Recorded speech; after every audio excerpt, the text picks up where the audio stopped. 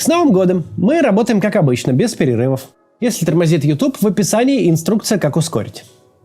Давайте сегодня немного поговорим о том, что нас ждет в наступающем году. Сразу скажем, что рассуждения наши будут, с одной стороны, бессистемны, с другой коснутся того, что определенно сбудется.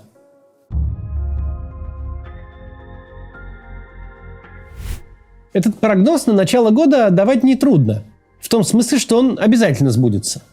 Примерно к третьей годовщине войны, к концу февраля 2025 года, общее количество публичных некрологов на медиазоне перевалит, к сожалению, 100 тысяч человек. Это, в свою очередь, будет означать, что оценка общих потерь убитыми в российской армии сместится к 200 тысячам человек или больше. Бессмысленно обсуждать, сколько новых квадратных километров руин захватит в Украине российская армия. Единственное, что достоверно известно, каждый следующий год этой войны более кровавый, чем предыдущий. К 30 декабря 2022 года медиазона насчитала 10 тысяч человек погибшими. К 30 декабря 2023 число выросло до 40 тысяч. Сегодня их 84 тысячи. Да, эти цифры и близко не отражают реальных масштабов катастрофы, но показывают динамику. И динамика совершенно однозначная – лавинообразный рост потерь. Есть тут какой-то мрачный парадокс.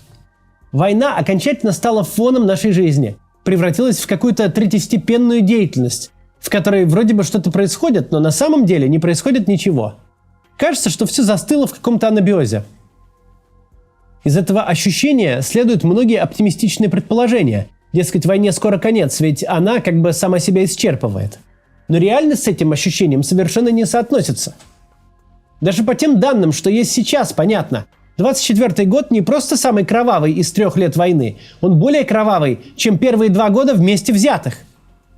Именно этот факт надо держать в голове, обсуждая вопрос, научилась ли путинская армия воевать, и как так у нее выходят такие продвижения.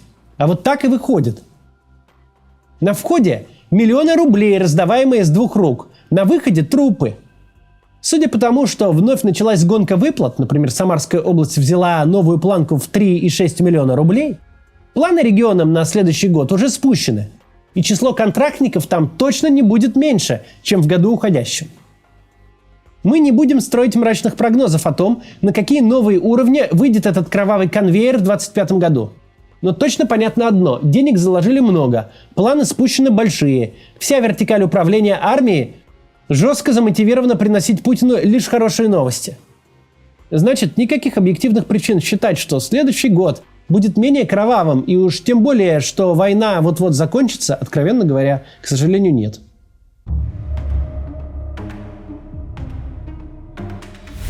Существует 2 категории граждан, которые беззаветно верят, что Дональд Трамп после обретения власти будет всецело их поддерживать. И сильно удивляются, когда в реальности оказывается, мягко говоря, не совсем так.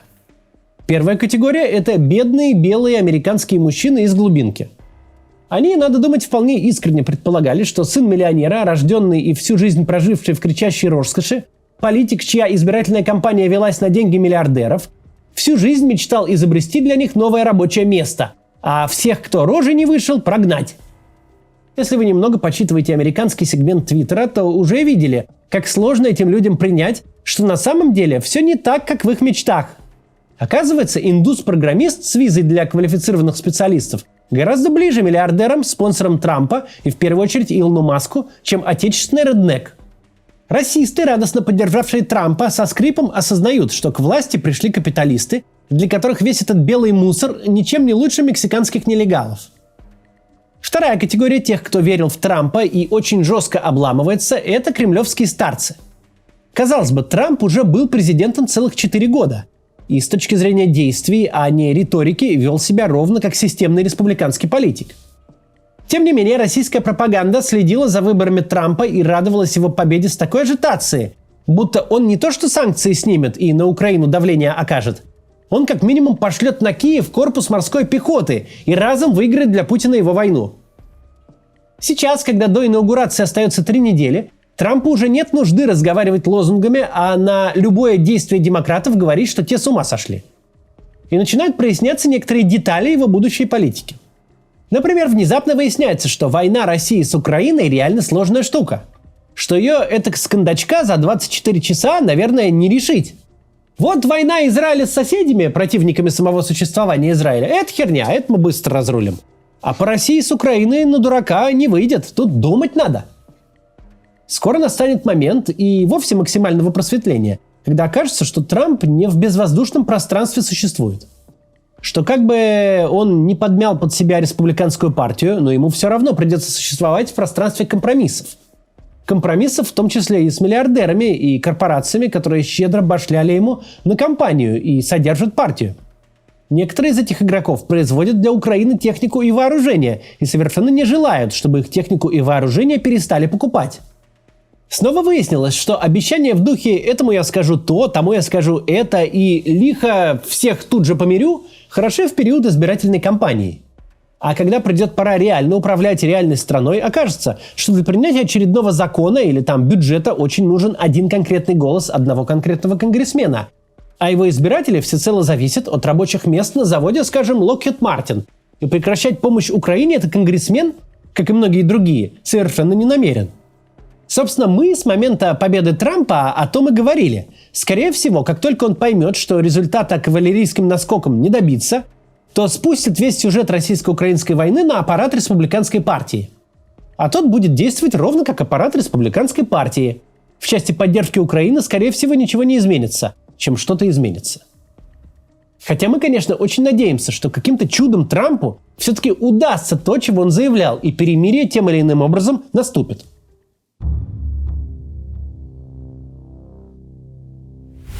Прогноз по экономике тоже очевидный. Мы видим, чем заканчивается 2024 год. Самое разумное, что можно предположить, этот тренд продлится и дальше, поскольку никаких перемен в нем не предвидится. К концу нынешнего года до всех дошло. Впечатляющий рост экономики в первые 2 года войны был пузырем. Результатом накачки экономики рублями из бюджета. Как оказалось, большая экономика имеет большую инерцию и может некоторое время существовать в иллюзорном режиме.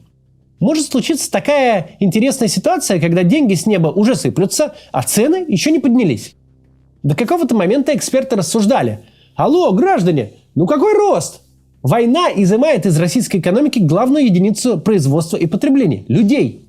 Если вы забрали на сборку дронов слесаря, который ремонтировал трактора, то затраты на сборку дронов, конечно, номинально повысят ВВП. Только вот дроном поле не вспашешь. И даже на отдых в Турцию на нем не улетишь. В вашей экономике не возникло никакого роста предложения товаров и услуг. Те люди, которые ломанулись покупать себе квартиры на похоронные деньги под процент ниже инфляции, в реальности эти деньги не заработали, никаких товаров и услуг не создали. То есть в экономику влилось много новых пустых рублей, а благ, которые можно на них купить, больше не стало, что неизбежно приведет к их рублей обесцениванию. Экономические эксперты все это говорили, непрозрачно намекая, что если в экономику не поступает ничего, кроме пустых рублей, то это не рост, а пузырь. А им отвечали: да вы ничего не понимаете, вы продаете апокалипсис в розницу, вам лишь бы просмотры собрать. К концу 2024 года все неожиданно обнаружили, что кредит в банке берется под процент, пригодный разве что для торговли наркотиками, да и то не факт. А инфляция бесконтрольно растет. Что издержки выросли, а покрывать их нечем. Очевидно, в следующем году этот тренд продолжится. Заемные деньги будут становиться все дороже из-за попыток Центробанка удержать инфляцию, а взять их в другом месте для покрытия возросших издержек будет неоткуда. Кроме того, с нового года возрастут аппетиты государства, которому для войны нужно не много, а очень много денег. С 1 января в России начнет применяться прогрессивная шкала подоходного налога. На четверть вырастет налог на прибыль, повысятся тарифы естественных монополий. Очень сильно вырастет утилизационный сбор за ввоз автомобилей. К чему приведут усилия государства по изъятию денег у граждан и компаний? К росту инфляции. Куда пойдут эти деньги? На возросшие военные расходы, которые тоже приведут к росту инфляции. Но прогноз о том, что все будет развиваться ровно так, как развивается, это скучно. Гораздо интереснее тот факт, что радикально изменилось отношение к происходящему. Все-таки ускорение инфляции, скачок курса, повышение ключевой ставки и довольно резкое увеличение налогового бремени случились совсем быстро и почти одновременно. Теперь даже в ответах Путина при всех оговорках нет былого экономического оптимизма. Изменит ли столь явное изменение экономической ситуации перспективы возможного окончания войны? На практике похоже, что нет. Пока у Путина есть деньги на войну, он может воевать. А если может, значит будет.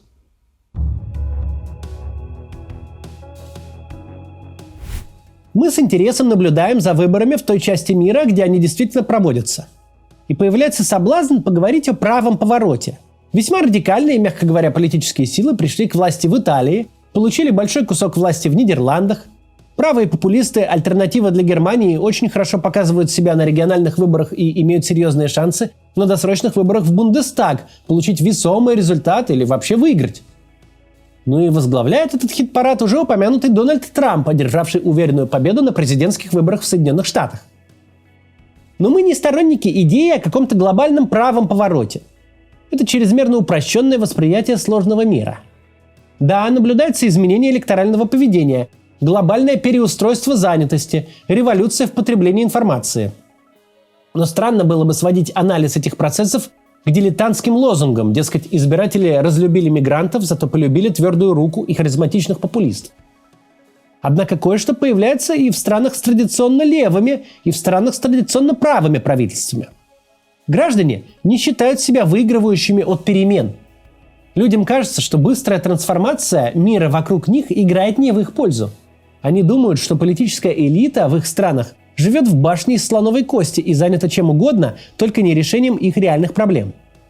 Очень наивно таких политических акторов, как Дональд Трамп или «Альтернатива для Германии», называть правыми в номинальном значении этого термина.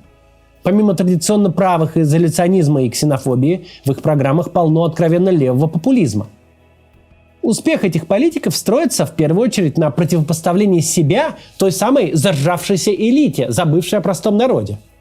Антагонизм между управляющими и управляемыми, между элитой и гражданами – один из самых ярких признаков глобальной трансформации общества. Если у вас есть ответ на вопрос, почему люди по всему миру голосуют за идею перевернуть все с ног на голову, то вы, очевидно, знаете больше нашего. Мы знаем только то, что в самых разных политических системах с разными традициями и политическими лидерами повально случаются опрокидывающие выборы. И совсем не обязательно в пользу консерваторов. Так в Польше консерваторы, безраздельно правящие 1,5 десятилетия, начисто проиграли либералам и сидят сейчас в оппозиции. А в Великобритании консерваторы вообще проиграли так, что чуть ли не исчезли с политической карты. А выиграли как раз более левые либералы. Пока понятно только одно. Граждане в конкурентных демократиях активно прокатывают на выборах действующую политическую элиту. Люди голосуют против статус-кво. И вот это действительно интересный политический процесс, который точно будет с нами весь следующий год. Мы так уж устроены, что склонны воспринимать Новый год как обнуление всего, что было до 31 декабря. Но на практике все работает гораздо скучнее. Новый год – это продолжение года ушедшего. Нельзя сказать, что мысль эта хоть чем-то нам приятна. Каждый из последних 3 лет такой, что его точно не хочется продолжать. Тем не менее, мы должны смотреть на реальную картину и воспринимать ее таковой, какая она есть. Каждый год может стать временем больших перемен, но самый адекватный прогноз состоит в том, что он просто станет продолжением предыдущего. До завтра!